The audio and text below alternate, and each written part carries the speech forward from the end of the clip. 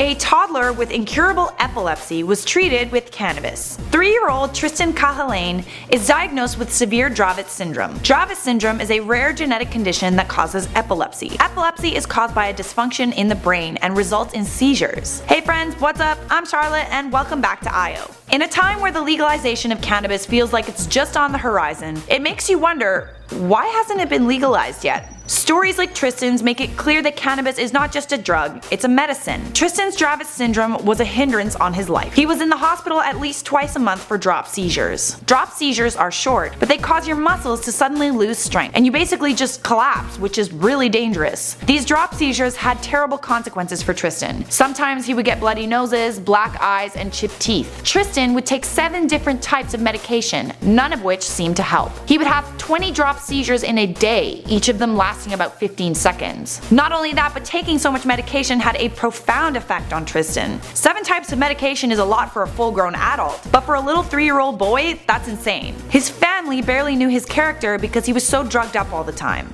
As another side effect of the medication, Tristan had little to no appetite. There was even a time when the seizures became so bad, Tristan had to relearn to walk, and he stopped speaking. It was clear that the medical services where Tristan is from in Ireland were not effective and perhaps were making things even worse. Tristan's mother Yvonne had a decision to make. She could either stay in Ireland and continue the same medical services for Tristan offered by the NHS, or she could move across the world for a special kind of treatment that was illegal in Ireland: cannabis oil. She chose to move to America and seek treatment for Tristan. And in case you're wondering, it worked. Since being treated, Tristan has been completely seizure-free for months. According to his mother, he's finally living the normal life of a 3-year-old. He's getting into mischief and he's very active. He can also count on his fingers, he sings his ABCs, and he's eating well. Before the treatment, Tristan's mother would spend hours sitting at the table trying to get him to eat. They now live in Colorado, and Tristan has been getting treatment at the Children's Hospital. Since his treatment began in December, Tristan has shown vast improvement and he's now 99% seizure-free. However, because cannabis is illegal in the UK and North Ireland, Yvonne had to leave her home to get Tristan the treatment he needed to have a normal life. Not only that, but moving to America broke apart her family. Her husband had to stay in Ireland for financial reasons. Yvonne has been tracking Tristan's progress, and she hopes that sharing the results with the world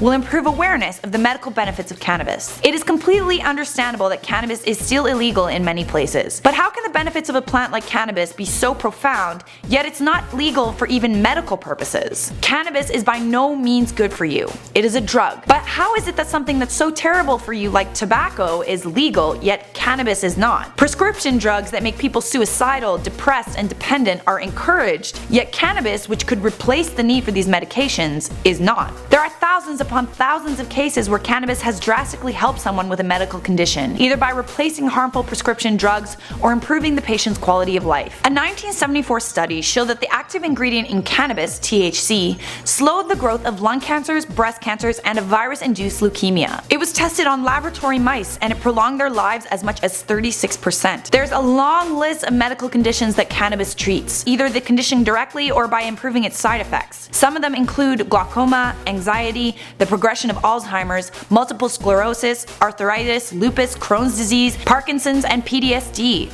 only to name a few. When it treats this many conditions and provides sick people with so much relief, why is it still illegal? Cannabis has been illegal since the 1930s, when the US federal government outlawed it. This put an end to its medical use as well. The reasons behind this are well documented and had nothing to do with any possible harmful effects of cannabis, like many people have been led to believe. Even now, the propaganda against cannabis leaves many people misinformed and quick to judge anyone who uses the drug. The real reason cannabis became illegal is actually because it would replace the need for pharmaceutical drugs. Cannabis prohibition is not about protecting people and their health from the drug. It is about keeping corporations wealthy. Global pharmaceutical sales reached $1.3 trillion in 2015. Sadly, because corporations control much of our world, it might never be legal, because there's too much money being made from its prohibition. Even with all the advancements in medical research, and even though much of the medical community agrees now that marijuana has medical benefits, legalizing marijuana will mean that people won't need prescription drugs, and corporations don't like that. Anyways guys, that's all for now, and thank you for watching IO.